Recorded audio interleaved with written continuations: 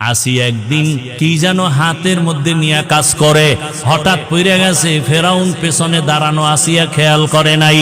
আসিয়া জিনিসটা উঠাইতে গিয়া বিসমিল্লাহ বলছে।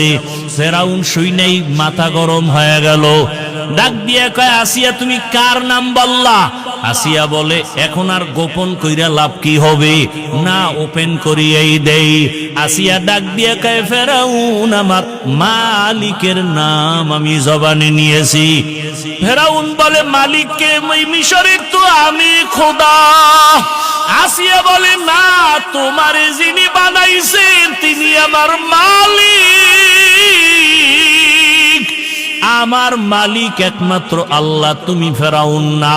ফেরাউন বলে, সর্বনাশ, তুমি যদি আমাকে খোদা না বলো তো আমার খোদাগিরির ভ্যালু নাই। একবার হলেও বলো। আসিয়া বলে, এক বিন্দু না। ফেরাউন বলে, তুমি আমারে কানে কানে বলো। বলে, না, তাও হবে না। আমি যদি আসতে বলি আমার মাওলাকে ফাঁকি দেওয়া যায় না।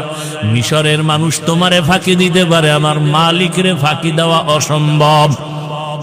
ফেরাউন এক পর্যায়ে ব্যর্থ হইয়া ডাক দিয়ে, আসিয়া রেডি হও, তোমাকে ফাঁসিতে দেওয়া হবে, শুলিবিদ্ধ করা হবে, তোমাকে দুনিয়া থেকে বিদায় দিব। আসিয়া বলে, ফেরাউন ভয় দেখাইও না,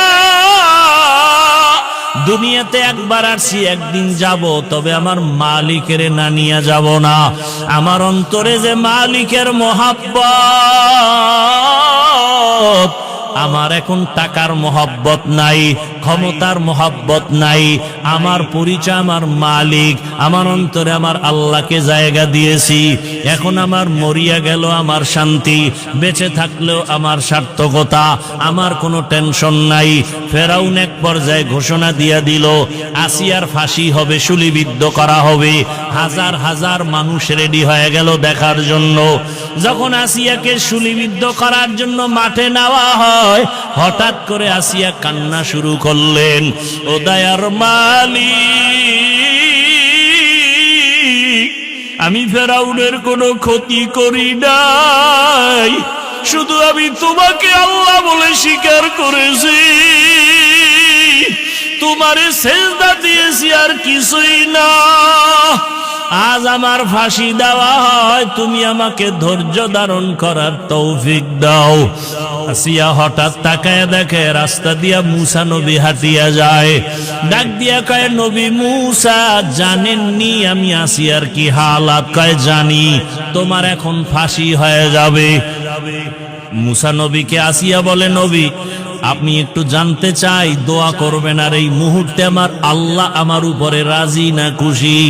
আপনি তো আমার মাওলার সাথে মাঝে মাঝে তুর পাহাড়ে গিয়া কথা বলেন, ওরে আপনি তো কত মজা গ্রহণ করেন। আমারও তো মনে চায় মালিকের কাছে গিয়া কথা বলবো। আমি তো সেই রাস্তা খুঁজতেছি। বলে, মরণের পর্দা ভেদ করিয়া যাও, মালিকের সাথে মোলাকাত হয়ে যাবে। মুসা নবীর কাছে দোয়া চাইলেন, আর জানতে চাইলেন আল্লাহ আমার উপরে বেজার না খুশি?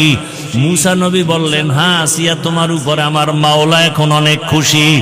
আসিয়া কথা শুই না আসমানের দিকে তাকাইয়া একটা চিৎকার দিয়া বলে, কালাত রব্বি বিনিলি ইনদাকা বাইতান ফিল জান্নাহ।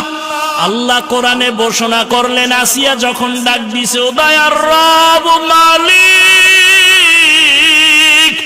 এত বড় ক্ষমতাধর ফেরাউনের ঘরে থাকিয়াও ক্ষমতার লোভ করলাম না, আরামের বিছানায় ঘুমাইতে দিল না, খাইতেও দিল না।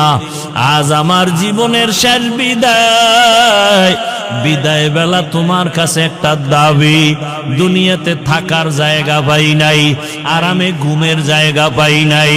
ও দয়ার আল্লাহ, তোমার পার্শ্বে জান্নাতে একটা ঘর বানাইয়া দিও, তোমার পার্শ্বেই যেন আমি জান্নাতে একটু থাইকা আরাম করতে পারি। আসিয়া এই দোয়াটা কইরা ফাঁসির মঞ্চে যায়, কান্না বন্ধ করে এবার হাসতেছে। ফেরাউন কয়, বিপদের সময় কান্না বন্ধ, হাসো কেন? আসিয়া ডাক দিয়া কয়, ফেরাউন, আমি যা দেখি তুমি তা দেখো না। আল্লাহ আমার অন্তর চক্ষু খুলে দিয়েছে। আমি তাকাইয়া দেখি ওই জান্নাতে আমার ঘর, ওই ঘর আমি এখন নিজে চেহারাটা দেখতেছি। আসমানের মধ্যে লক্ষ লক্ষ ফেরেশতারা আমাকে নেওয়ার জন্য অপেক্ষা করে, আমাকে জান্নাতে নিয়ে যাবে। এই খুশিতে আমি হাসতেছি, তুমি বুঝবা না। আসিয়াকে যখন শুলিবিদ্ধ করা হয়, হাসতে হাসতে দুনিয়ার থেকে আসিয়া বিদায় হয়ে গেল। ও পর্দার আড়ালের আম্মা জানেরা, বোনেরা, আসিয়ার মতো বান্দি, ফেরাউনের মতো বেঈমানের ঘরে থাইকা যদি আমার আল্লাহকে আপন বানায় নেয়, আপনি কেন পারবেন না?